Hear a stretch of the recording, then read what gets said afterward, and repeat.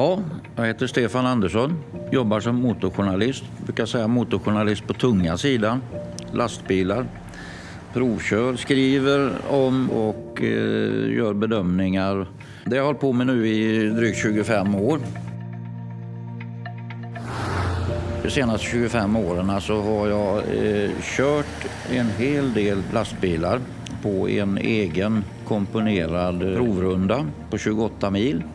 Men det speciella nu det är att jag sitter och kör en Scania 770. 770 hästkrafter, 3700 newtonmeter i vridmoment. Det är ingenting som vi har varit i närheten av förut. Så att dagens provkörning det ska bli mycket, mycket spännande.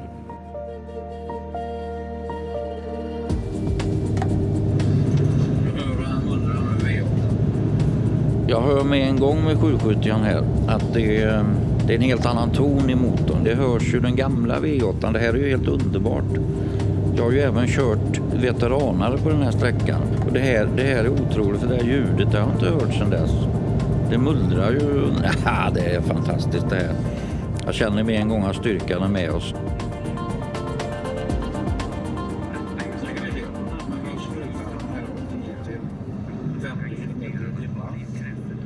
Ja. Krävande backe på det viset att vi får alltså inte använda mer av den levande kraften när vi går upp i den här branta stigningen. Vi måste hålla 50 km i timmen. Det kommer vi strax att passera nu. Nu börjar vi stigningen. Ser vi 80-skylten där. Trycker jag gasen i botten. Ska vi strax börja mäta tiden. Det gör vi här i år. Nu står vi klockan där. Ja, klockan är startad. Nu ska vi se. Nu ska vi jobba oss upp för det. Och det känner jag med en gång med guldskjutjan att det är den här kraften har man aldrig varit med om förut. Nu ligger vi på ungefär 1600 varv. Drygt 50 km i timmen. 8 växel. Jajamän, nu får 9.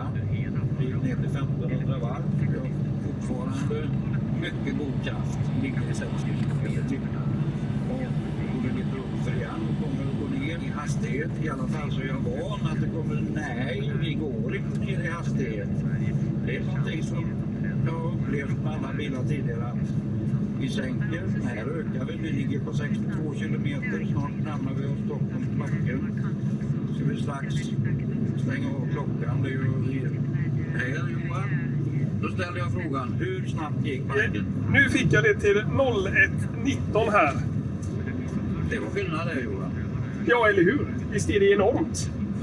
Mycket imponerande. Här har vi ju direkt någonting att jämföra med som man inte har varit med om.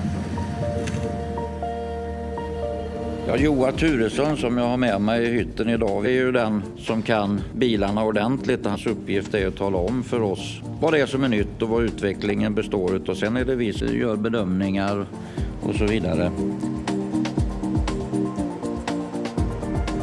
Ja, nu närmar vi oss vårmånad. Vi ska ta och stanna till på vårmålslasta. Det är ju ett gammalt välkänt truckstopp. Många har stannat där och druckit en kaffe. Jag har haft ett lastbilsintresse sedan barnsben. Här är jag 13 år och har byggt min första lastbilsmodell. Här har vi en samling av mina modeller, byggde dem i papp. 1991 började jag som motorjournalist på tidningen Trailer. Här provar jag överslafen i Topline. Här sitter jag på Scanias ljugarbänk och pratar med Storsven. Här rattar jag gamla 140. Här kör jag roadtrain i Australien. Snyggaste svampabilen genom tiderna. Star Tracken som jag fick möjlighet att designa. Nu står det ju 770 på den här lastbilen, 770 hästkrafter.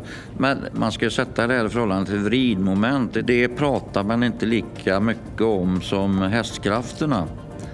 Men egentligen är det som så att den stora utvecklingen, och det visar ju inte minst Scanias V8, att det vridmomentet, det har ju ökat gånger 3 medan hästkrafterna har ökat gånger 2 på ungefär på de här 25 åren. Och det är ju det jag känner nu. Herregud, bilen växlar ju upp innan jag kommer till backkrönet. Det har det inte gjort förut. Det har hänt väldigt mycket. Det har hänt mycket med förarmiljön, säkerheten, men framförallt bränsleförbrukningen. Det är någonting som gått ner. Vi är mycket mer effektiva idag.